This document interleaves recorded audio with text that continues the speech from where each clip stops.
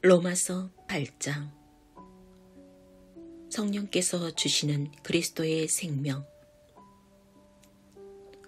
메시아이신 예수께서 오심으로 마침내 이 치명적 딜레마가 해결되었습니다. 우리를 위해 오신 그리스도의 임재 속에 들어가 사는 사람들은 늘 먹구름이 드리운 것 같은 암울한 삶을 더 이상 살지 않아도 됩니다. 이제 새로운 힘이 움직이고 있습니다. 그리스도 안에 있는 생명의 성령이 세찬 바람처럼 불어와서 하늘의 구름을 모조리 걷어 주었습니다. 죄와 죽음이라는 잔혹한 폭군 밑에서 평생을 허덕거려야 했을 여러분을 해방시켜 주었습니다. 하나님께서 자신의 아들을 보내셔서 문제의 급소를 찌르셨습니다. 그분은 우리의 문제를 자신과 동떨어진 문제로 취급하지 않으셨습니다. 그분은 아들이신 예수 안에서 친히 인간의 처지를 떠맡으시고 진창 속에서 씨름하고 있는 인류 안으로 들어오셔서 문제를 영단번에 바로잡아 주신 것입니다.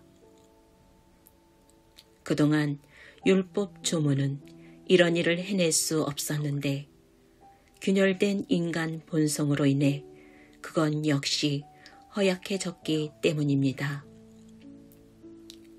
율법은 언제나 근본적 치유가 아니라 죄에 대한 미비봉책이었을 뿐입니다. 그러나 마침내 그동안 응할 수 없었던 율법 조문의 요구에 우리가 응할 수 있게 되었습니다. 이는 우리가 한층 더 노력해서가 아니라 오직 성령께서 우리 안에서 행하고 계신 일을 우리가 받아들임으로써 그렇게 된 것입니다. 자기 힘으로 할 수 있다고 여기는 사람들은 늘 자신의 도덕적 힘을 재보는 일에만 몰두할 뿐 정작 실제 삶에서 그 힘을 발휘하여 일하지는 못합니다. 반면에 자기 안에 일하고 계신 하나님의 활동을 신뢰하는 사람들은 자기 안에 하나님의 성령이 살아 숨쉬고 계신 하나님이 계시다는 사실을 발견하게 됩니다. 자기 자아에 사로잡힌 사람들은 결국 막다른 길에 이를 뿐입니다. 그러나 하나님께 주목하는 사람들은 탁 트이고 드넓은 자유로운 삶 속으로 이끌려 갑니다. 자기 자아에 집중하는 것과 하나님께 집중하는 것은 극과 극입니다. 자기 자아에 몰두하는 사람들은 하나님을 무시하고 결국 하나님보다 자기 자아에 더 많이 몰입하게 됩니다. 그런 사람들은 하나님과 하나님이 행하시는 일을 무시합니다. 그러나 하나님은 결코 무시당하는 것을 기뻐하시는 분이 아닙니다. 하나님께서 친히 여러분의 삶 가운데 사시기로 하셨다면 이제 여러분은 하나님보다 여러분 자신에 대해 더 많이 생각할 수 없습니다. 보이지 않지만 분명히 현존하는 하나님이신 그리스도의 영을 아직 모셔드리지 않은 사람들은 지금 우리가 하는 말을 이해하지 못할 것입니다. 그러나 그분을 모셔드린 여러분, 그분이 안에 사시는 여러분은 비록 지금도 죄로 인한 한계들을 경험하지만 하나님의 생명으로 사는 삶을 경험하고 있습니다. 예수를 죽은 자들 가운데서 일으키신 살아계신 하나님께서 여러분의 삶 속에 들어오신 것입니다. 그렇다면 그분이 예수 안에서 행하셨던 것과 같은 일을 여러분 안에서도 행하셔서 여러분을 그분을 향해 살아나게 만드시리라는 것은 너무도 분명하지 않습니까? 하나님께서 여러분 안에 살아 숨쉬고 계시다면 이것도 예수 안에서처럼 여러분 안에서도 분명한 사실입니다. 여러분은 실로 죽은 삶으로부터 건진받은 것입니다. 여러분 안에 사시는 그분의 성령으로 말미암아 여러분의 몸도 그리스도의 몸처럼 살아나게 될 것입니다. 우리는 자기 힘을 믿고 사는 옛 삶에게는 한 푼도 덕을 본 것이 없습니다. 그런 삶은 우리에게 유익한 것이 전혀 없습니다. 우리가 해야 할 최선은 그 삶을 땅에 묻고 새로운 삶을 시작하는 것입니다. 하나님의 영이 우리를 손짓해 부르고 계십니다. 해야 할 일들, 가야 할 곳들이 얼마나 많은지요. 하나님께 받은 이 부활 생명의 삶은 결코 소심하거나 무거운 삶이 아닙니다. 이는 기대 넘치는 모험의 삶, 어린아이처럼 늘 하나님께 다음은 또 뭐죠, 아빠? 라고 묻는 삶입니다. 하나님의 영이 우리의 영을 만지셔서 우리가 정말 누구인지를 확증해 주십니다. 우리는 하나님이 어떤 분이시고 우리가 누구인지를 곧 그분은 우리의 아버지시며 우리는 그분의 자녀라는 것을 알게 됩니다. 뿐만 아니라 장차 우리에게 주어질 믿을 수 없을 만큼 엄청난 상속에 대해서도 알게 됩니다. 우리는 그리스도께서 경험하시는 것을 그대로 경험합니다. 그러므로 여러분, 지금 우리가 그분과 더불어 힘든 때를 보내고 있다면 분명 우리는 그분과 더불어 좋은 때도 맞게 될 것입니다. 그런 이유로 나는 현재 우리가 겪고 있는 힘든 때와 장차 우리에게 다가올 좋은 때는 서로 비교조차 할 수 없다고 생각합니다. 이 창조 세계 전체는 장차 자신에게 다가올 그 무엇을 손꼽아 기다리고 있습니다.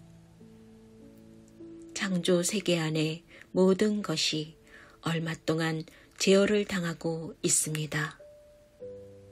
창조 세계와 또 모든 창조물들이 다 자신들 앞에 놓인 그 영광스러운 때 안으로 동시에 해방되어 들어갈 준비가 될 때까지 하나님께서 고삐로 그들을 제어하고 계십니다. 그러는 동안 현재는 기쁨 가득한 기대가 점점 깊어갑니다. 우리 주변 어디를 둘러봐도 이 창조 세계는 마치 해산을 앞둔 임신부와 같습니다. 세상 전체가 겪고 있는 이 고통은 한마디로 해산의 고통입니다. 우리 주변 세상만 그런 것이 아닙니다. 우리 내면도 마찬가지입니다. 하나님의 영이 우리 내면을 일깨우셔서 우리 역시 산고를 느끼고 있습니다. 지금 우리는 이 불모의 몸, 불임의 몸이 완전히 구원받기를 열망하고 있습니다. 기다림이 우리를 작아지게 하지 않는 이유가 바로 여기 있습니다. 임신부의 기다림은 임신부를 작아지게 하지 않기 때문입니다. 우리는 그러한 기다림 중에서 오히려 커져갑니다. 물론 우리는 우리를 커지게 하는 그것을 아직 눈으로 볼 수는 없습니다. 그러나 기다림이 길어질수록 우리는 더욱 커져가며 우리의 기대 또한 더욱 기쁨으로 충만해집니다. 기다리다 지치는 순간에 하나님의 영이 바로 우리 곁에서 우리를 도우십니다. 어떻게 또 무엇을 기도해야 할지 몰라도 괜찮습니다. 그분이 우리 안에서 우리를 위해 우리의 기도를 하십니다. 할 말을 잃어버린 우리의 탄식, 우리의 아픈 신음소리를 기도로 만들어 주시기 때문입니다. 그분은 우리 자신보다 우리를 훨씬 더 잘 아시고 임신부와 같은 우리 상태를 아셔서 늘 우리를 하나님 앞에 머물게 하십니다. 그래서 우리는 하나님을 사랑하는 우리 삶 속에 일어나는 모든 일이 결국에는 선한 것을 이루는 데 쓰인다는 확신을 갖고 살 수 있습니다. 하나님은 처음부터 자신이 하실 일을 분명히 아셨습니다. 처음부터 하나님은 그분을 사랑하는 사람들의 삶을, 그분 아들의 삶을 본떠 빚으시려고 결정해 두셨습니다. 그분의 아들은 그분께서 회복시키신 인류의 맨 앞줄에 서 계십니다. 그분을 바라볼 때 우리는 우리 삶이 본래 어떤 모습이었어야 하는지 깨닫게 됩니다. 하나님은 이처럼 그분의 자녀들이 어떤 모습이어야 하는지를 결정하신 뒤에 그들의 이름을 불러 주셨습니다. 이름을 부르신 뒤에는 그들을 그분 앞에 굳게 세워 주셨습니다. 또한 그들을 그렇게 굳게 세워주신 뒤에는 그들과 끝까지 함께 하시며 그분이 시작하신 일을 영광스럽게 완성시켜 주셨습니다. 여러분, 어떻습니까? 이처럼 하나님이 우리 편이 되어 주셨는데 어떻게 우리가 패배할 수 있겠습니까? 아들을 보내셔서 우리 인간의 처지를 껴안으셔서 죄악의 일을 감수하기까지 하신 하나님. 그 하나님께서 우리를 위해 자신의 전부를 주저없이 내놓으셨다면 그분이 우리를 위해 기꺼이 아낌없이 하시지 않을 일이 무엇이 있겠습니까? 누가 감히 하나님께서 택하신 이들을 들먹이며 그분께 시비를 걸 수 있겠습니까? 누가 감히 그들에게 손가락질을 할 수 있겠습니까? 우리를 위해 죽으신 분, 우리를 위해 다시 살아나신 분께서 지금 이 순간에도 하나님 앞에서 우리를 변호하고 계십니다. 그 무엇이 우리와 우리를 향하신 하나님의 사랑을 갈라놓을 수 있겠습니까? 절대 있을 수 없습니다.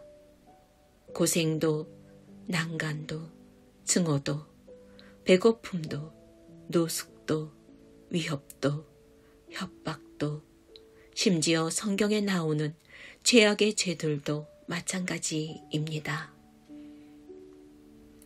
당신을 증오하는 자들은 눈 하나 깜빡 않고 우리를 죽입니다. 그들의 손쉬운 표적인 우리는 하나씩 하나씩 처치됩니다.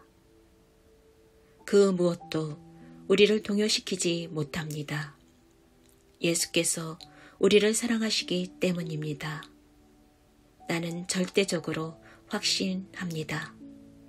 그 무엇도 산 것이든 죽은 것이든 천사적인 것이든 악마적인 것이든 현재 것이든 장래 것이든 높은 것이든 낮은 것이든 생각할 수 있는 것이든 생각할 수 없는 것이든 절대적으로 그 무엇도 우리를 하나님의 사랑에서 떼어놓을 수 없습니다.